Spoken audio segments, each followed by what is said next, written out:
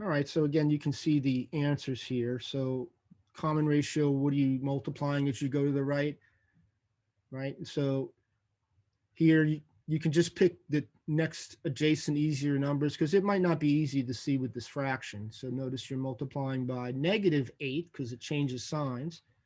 Okay, and I know you can see the answers. And then you might think divide here, but keep in mind if you're going to the right and the numbers are getting smaller, you're actually multiplying a fraction. And so I know you can see the answer here. So this is where simplifying fractions is very helpful, right? Because it'd be kind of hard to do that without simplifying a fraction. All right, so I'm going to take the two smaller numbers and I'm going to write 54 over 72. Okay. All right. Well, it looks no, I'm pretty good with factors. I've been doing this a long time. You may be a little weak in that, maybe, but I see these as multiples of 9. If you add the digits and it's 9, right? Some people do nines with their multiplications with their fingers. If you. So I'm going to divide top and bottom by 9. Now the nearest multiple of 10 is 60, so this is 6.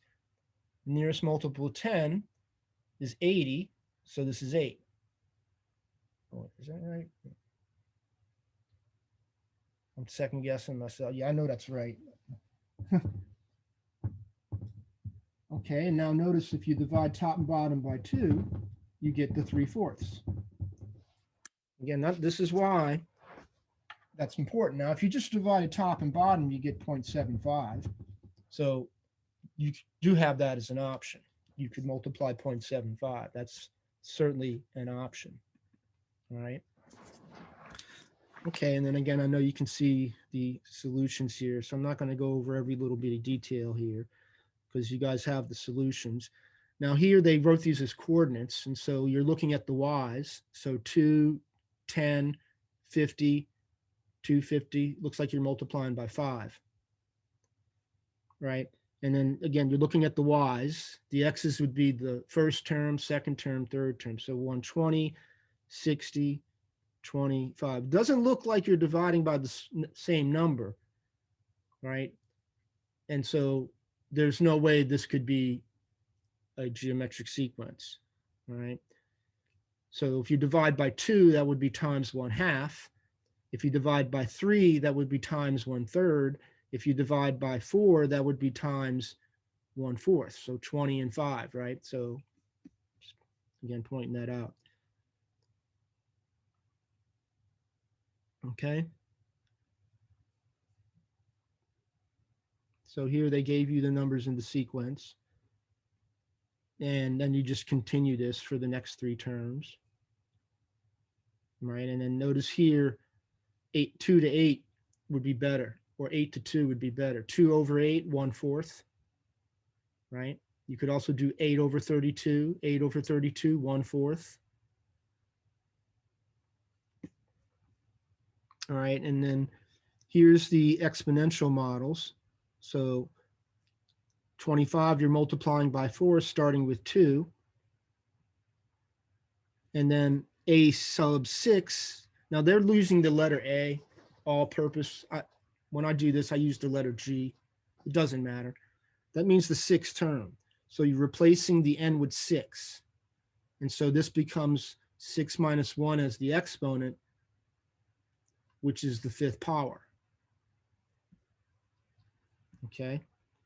And then again, I know you can see the rest of this. So if you want to, well, that's the even number, sorry. So it looks like we're multiplying by 2, right? And so the starting with -1/8, and there you go. Okay. Uh, and then here, we got to do the same thing. Looks like we're dividing by 10. So 1/10. And again, if you just need to do a decimal, 264 divided by 76.40 would be 0.10. I'm tripping where I'm headed. I wanted to say 0.10. So again, I know you can see how to set this up. Okay, and then here, you got to look at the graph, and so you're looking at the Y's. And so for 31, the first one was 0.5, the second one was -3, the third one was 18. So if you go from -3 to 18, that's probably easier to see. So that's why it's -6, and we're starting at 0.5. Okay, so again, they're using the x's as the position and the y's as the values, as we looked at in class. And then here, you're just having, so half of the previous number. And so you can probably do this pattern, right? Half of 32 is 16, half of 16 is 8, half of 8 is 4. And then if this was the March Madness, right? Half of 4 would be 2, the 2 finalists. But this is a badminton tournament.